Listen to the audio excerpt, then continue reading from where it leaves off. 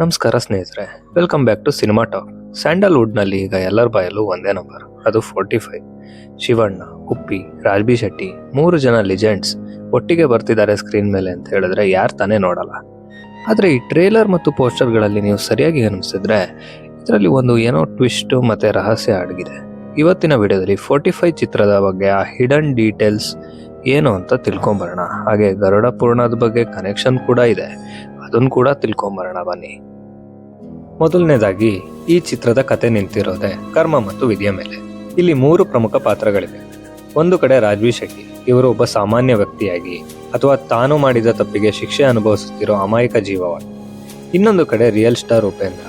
ಉಪ್ಪಿ ಇಲ್ಲಿ ಪಕ್ಕಾ ನೆಗೆಟಿವ್ ಶೇಡ್ನಲ್ಲಿ ಅಂದ್ರೆ ವಿನಾಶದ ಪ್ರತೀಕವಾಗಿ ಕಾಣಿಸ್ಕೊಳ್ತಾ ಇದ್ದಾರೆ. ಗರುಡ ಪುರಾಣದಲ್ಲಿ ಪಾಪಿಗಳಿಗೆ ಶಿಕ್ಷೆ ಕೊಡ್ತಾರಲ್ಲ, ಆ ರೀತಿ ರಾಜ್ಬಿ ಶೆಟ್ಟಿಯನ್ನು ಪಡೆಯೋಕೆ ಅಥವಾ ನಾಶ ಮಾಡೋಕೆ ಉಪ್ಪಿ ಬರ್ತಿದ್ದಾರೆ. ಇದು ಕೇವಲ ಫೈಟ್ ಅಲ್ಲ, ಇದು ಅಸ್ತಿತ್ವದ ಹೋರಾಟ ಅಂತಾನೂ ಅನ್ಸುತ್ತೆ. ಯಾವಾಗ ಅಧರ್ಮದ ಭಾರ ಹೆಚ್ಚಾಗುತ್ತೋ ಆಗ ಅಲ್ಲಿ ಪಾಪಿಗಳನ್ನು ಸುಡೋಕೆ ಲಯಕರ್ತ ಎಂಟ್ರಿ ಕೊಡಲೇಬೇಕು. ಅದೇ ನಮ್ಮ ಕರುನಾಡ ಚಕ್ರವರ್ತಿ ಶಿವಣ್ಣ. ಇಲ್ಲಿ ಶಿವಣ್ಣ ಸಾಕ್ಷಾತ್ ಶಿವನ ಸ್ವರೂಪ.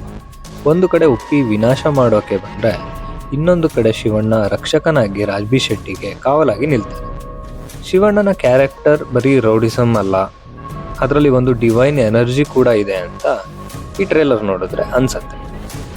ನನಗಂತೂ ಫೈನಲಲ್ಲಿ ಶಿವಣ್ಣನ ಆ ಕ್ಯಾರೆಕ್ಟರ್ ನೋಡೋಕ್ಕೆ ತುಂಬ ಖುಷಿ ಆಯಿತು. ಯಾಕಂದರೆ ಅದು ಪಾರ್ವತಿ ಕ್ಯಾರೆಕ್ಟರ್ ಅಂತ ನನಗನ್ಸುತ್ತೆ. ಆ್ಯಂಡ್ ಗರುಡ ಪುರಾಣ ಕೂಡ ಇದಕ್ಕೆ ರಿಲೇಟೆಡ್ ಅಂತೂ ಪಕ್ಕ ಇದ್ದೇ ಇರುತ್ತೆ. ಯಾಕಂದರೆ ಸತ್ಮೇಲೆ ಆಗೋವಂಥ ಸಂಗತಿ ಎಲ್ಲ ಗರುಡ ಪುರಾಣದಲ್ಲಿ ಆಲ್ರೆಡಿ ಹೇಳಿದ್ದಾರೆ. ಸೊ ಗರುಡ ಪುರಾಣ ಯಾರ್ಯಾರು ನೋಡಿದ್ದೀರಾ, ಸೊ ನಿಮ್ಗದು ಆಲ್ರೆಡಿ ಈ ಕಥೆಯ ಒಂದು ಕ್ಯಾಚ್ ನಿಮಗೆ ಸಿಕ್ಕಿರುತ್ತೆ. ಹಾಗೆ ಪಾರ್ವತಿ ಎಂಟ್ರಿ ಕೂಡ ಇದರಲ್ಲಿ ಆಗುತ್ತೆ. ಶಿವಂಗೆ ಯಾವಾಗ ಕೋಪ ಜಾಸ್ತಿ ಆಗುತ್ತಲ್ಲ, ಆವಾಗ ತಾಯಿಯ ಶಕ್ತಿ ಬೇಕು ಅಂತ ಪಾರ್ವತಿ ಎಂಟ್ರಿ ಕೂಡ ಆಗುತ್ತೆ ಅಂತ ನನಗನ್ನಿಸ್ತಾ ಇದೆ ಪರ್ಸ್ನಲ್ ಆಗಿ, ನನ್ನ ಆಸ್ಪೆಕ್ಟ್ ರೇಷೋ ಪ್ರಕಾರ.